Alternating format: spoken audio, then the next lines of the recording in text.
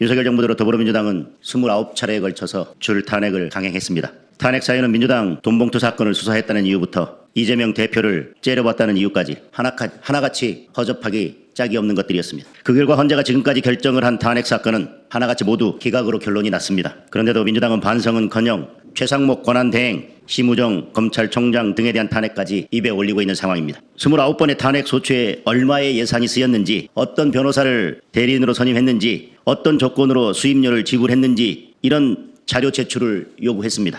국회법에 따른 지극히 정당하고 명확한 질문이었습니다. 하지만 국회 사무처와 법제사법위원회는 답변을 미루다가 연도별 집행액 수준의 뚱구름 잡는 수치만 제출했습니다. 민주당은 탄핵을 강행할 때마다 정당한 탄핵이라고 강조해왔습니다. 그렇다면 국회 사무처는 무엇이 두려워서 세부 내역을 공개하지 않는지 도무지 알 수가 없습니다. 민주당은 지난 예산심사에서 검찰과 감사원의 특활비를 전액 삭감한 바 있습니다. 검찰과 감사원이 특활비 사용 내역에 세부 내역까지 제출했음에도 불구하고 민주당의 입맛에 맞지 않는다는 이유로 특활비를 영원으로 만들지 않았습니까? 그런데 왜 민주당 출신의 의장과 사무총장이 있는 국회 사무처는 소추 대리인 선임 비용 내역을 제출하지 않는 것입니까? 지난주 제출된 자료를 보면 윤석열 정부 출범 이후 국회가 탄핵 심판에 사용한 예산은 총 4억 6천만 원이나 됩니다. 도대체 무엇 때문에 이렇게 많은 혈세가 낭비되고 있는지 국민들은 알 권리가 있습니다. 게다가 지금껏 친야 성향의 변호사들을 선임해서 일감을 몰아주고 탄핵 심판에